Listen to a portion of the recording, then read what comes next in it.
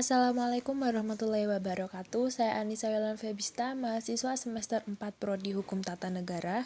Pada video kali ini saya akan menjelaskan tentang pembaruan hukum Islam dan tujuannya guna untuk memenuhi tugas mata kuliah Filsafat Hukum Islam yang diasuh oleh Bapak Hervin Yogi Pradikta MHI. Pengertian pembaruan hukum Islam. Pembaruan hukum Islam terdiri dari dua kata, yaitu pembaruan yang berarti modernisasi, atau suatu upaya yang dilakukan untuk mengadakan atau menciptakan suatu yang baru. Dan hukum Islam, yakni kumpulan atau koleksi daya upaya para fuqaha dalam bentuk hasil pemikiran untuk menerapkan syariat berdasarkan kebutuhan masyarakat. Dalam hal ini, hukum Islam sama dengan fikih, bukan syariat.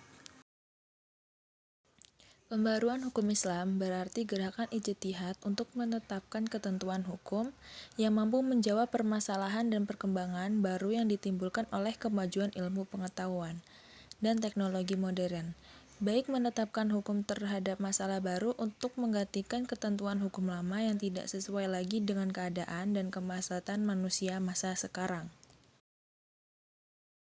Yang dimaksud dengan ketentuan hukum Islam di sini adalah ketentuan hukum Islam kategori fikih yang merupakan hasil ijtihad para ulama, bukan ketentuan hukum Islam kategori syariat. Pengertian ijtihad. Ijtihad adalah salah satu wacana dalam pembaharuan. Secara terminologi, ijtihad adalah mengerahkan seluruh kemampuan dan usaha dalam mencari hukum syariat. Kata ijtihad hanya digunakan pada usaha yang memerlukan pengerahan tenaga semaksimal mungkin demi sebuah tujuan. Pembaruan juga dapat dilakukan dengan usaha-usaha pentahqiqan. Dengan usaha pentahqiqan ini akan terlihat keaslian dan kemurnian ajaran Islam. Cara ini lebih mudah dibandingkan dengan ijtihad. Meskipun cara ini barangkali termasuk dalam wilayah ijtihad, dikatakan lebih mudah karena hanya mengoreksi sebuah pendapat. Akan lebih mudah lagi bila kita memiliki fasilitas di atas.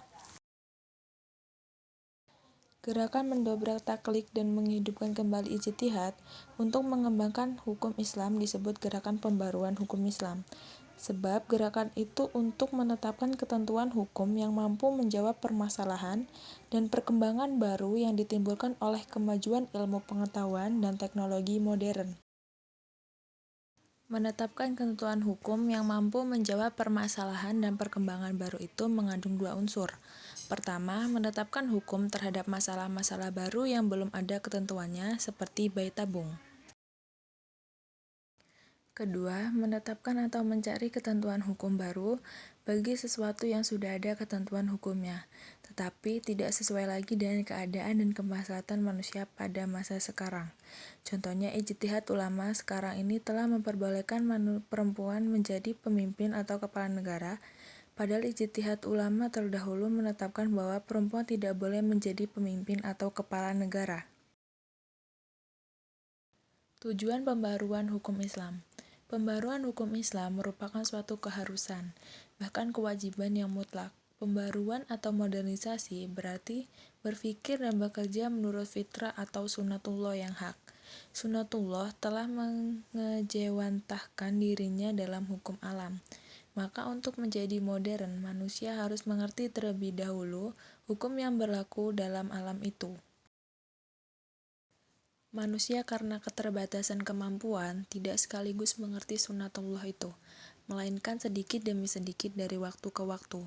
Sejak awal hukum Islam sebenarnya tidak memiliki tujuan lain kecuali kemaslahatan atau keadilan manusia. Ungkapan bahwa hukum Islam dicanangkan demi kebahagiaan manusia lahir batin dan dunia ukhrawi sepenuhnya mencerminkan kemaslahatan manusia. Cukup sekian yang dapat saya sampaikan, kurang lebihnya saya mohon maaf. Saya akhiri. Wassalamualaikum warahmatullahi wabarakatuh. Sekian dan terima kasih.